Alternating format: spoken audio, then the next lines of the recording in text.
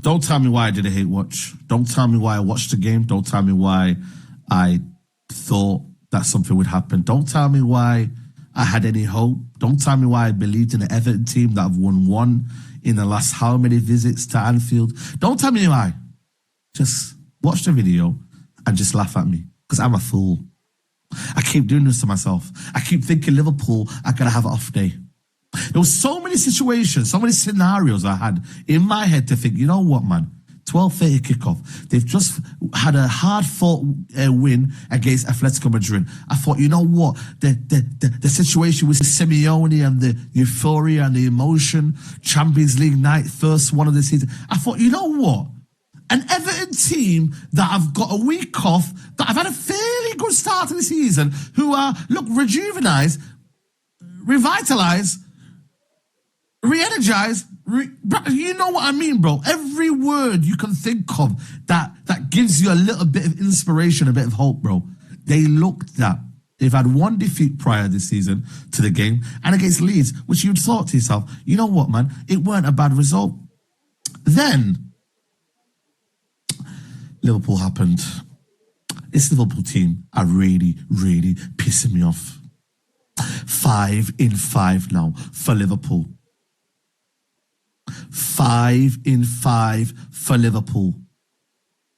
Who's going to stop them? This is at their 60% capacity. Not 70, not 80, 60%. Again, they've done it again. Liverpool have won another match in the Premier League, and now they sit at the top of the table, which they of course were, but 5 wins from 5 people. And we are still saying Liverpool haven't got going. Do you know how crazy that is? 5 wins from 5, and we are still saying, oh, you know, maybe they can be got at, they can be this. So what's going to happen when they do start playing well? Liverpool are going to fly. At the moment, it's looking scary. And you know what? When I was watching the first half and I saw the fluidity in the way they're playing, I saw the midfield balance, which I'm going to get into, and they went 2-0 up. And I sat there and I thought to myself, this is still without Isak on the pitch. Wirtz was on the bench. Liverpool went 2-0 up with Isak and Wirtz on the bench. That is the strength in depth that they have at the moment. Yes, Mo Salah got a terrific assist. Gravenberch finish was unreal. Mo Salah, again, didn't need to have a great game. He got his assist, and okay, cool. If it comes to me, if the game comes to me, it comes to me. If it doesn't, it doesn't.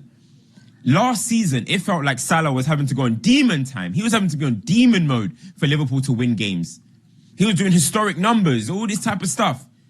This season, doesn't look like he needs to, because they got Ekitike, who's popping up with important goals. They got other people contributing to goals, and that is a very, very good sign for Liverpool, because maybe we don't know what Salah's going to do this season. He's going to go off to AFCON.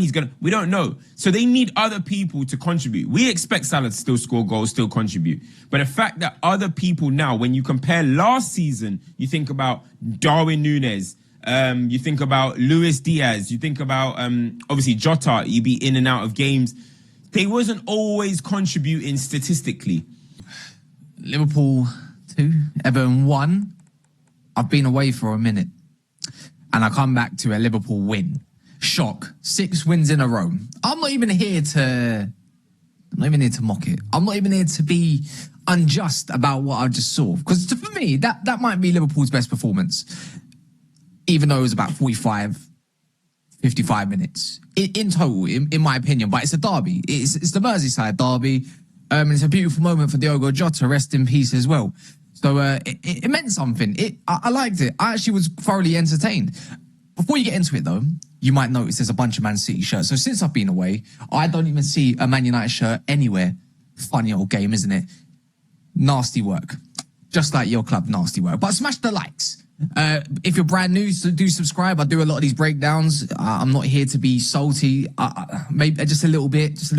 You know, even though Wirtz and Isak didn't score or get an assist.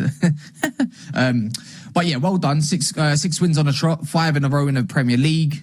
2-1, I think it was definitely a deserved win, in my opinion. I don't feel Everton did enough to question Liverpool's back line. And there was a few good players, and there was a few average players, if we're going to be totally honest. But if we're going in the first half, how that was 2-0 only is, I find it astonishing. It should have been at least 3 or 4. It should have been 3-4 goals up, but both goals that were taken were absolutely sublime. Great finishes. And you know what? Mo Salah turned up from the start. I think he was one of the better players. That assist for Grav was absolutely outrageous, and the finish was even better. The loop over the goalkeeper, over Pickford, was tremendous. It's funny because I switched the game on about, 7th minute, and then I was like, oh, you know what? Glad there's no goals. Probably get settled, as you do, and then and then Gravenberch goes and scores. But you had Everton pinned. That's the way I viewed it. You pin them, and then first goal comes, and it was wave after wave, literally wave after wave. Down the left, Kirk has. Liverpool are unstoppable right now.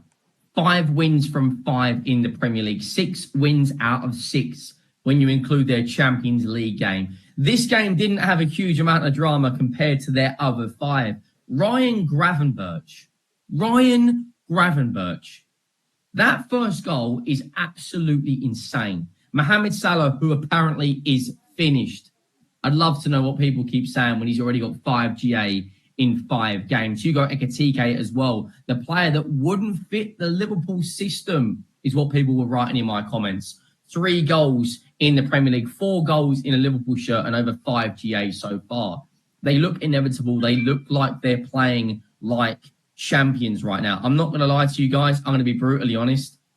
I thought Everton would get something out of this game. I did on my preview. I looked at that front line of Everton. It's going to cause a lot of teams problems. Grealish and Dyer, Beto, Dewsbury Hall. I like Garner and Gay as a double pivot in behind. But Liverpool just found a way.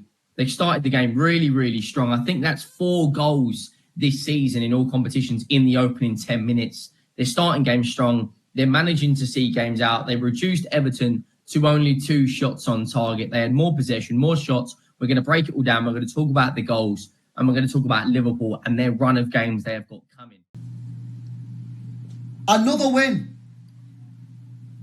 6 out of 6 in all competitions. The only team to be currently in double figures in the Premier League. 9 points ahead of City already. And this is why, for me, City v Arsenal is a must-win game for City, man. Yeah, we're already 9 points behind this team. I tell you what, yeah. They're looking good, man. I think Liverpool are looking very good. I think they're looking solid. And you know what as well? People keep on saying stuff like, oh, I don't even think they look that good.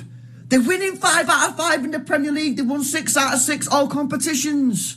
They're only going to get better. These are the games that they're supposed to be dropping points in. Newcastle. Yeah, who else did they play? Everton today. Like, they're meant to be dropping points in these games, and they're not. They're winning the games, man. And they've won games, yeah, last minute of the game, and people are saying, oh, it's not sustainable. They're winning the football match. That breeds confidence. They're now 6 in 6. Every time these guys stepping on the pitch now, they're going to be thinking, yeah, we're winning this game. Yeah, I just think, I don't know, like, I think the depth's a lot better than people are giving credit for as well. Yeah, because you got people like Curtis Jones coming off the bench. He's a good player. I mean, look at the fixtures coming up here now for Liverpool, yeah? They've got Southampton in the Cup, Palace, Galatasaray, and then they've got Chelsea and United, which, you know, you could say are tough, but they'll probably beat all them.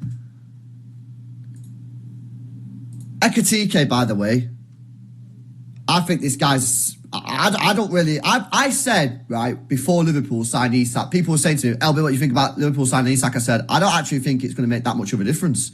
Because I actually think Ekitike will be better for them as a striker / false 9. And people was getting on to me saying stuff like, oh, you're only saying that because you don't want them to sign Isak, yeah, because you know you're going to be mudded. No. I think Isak's a top baller, man.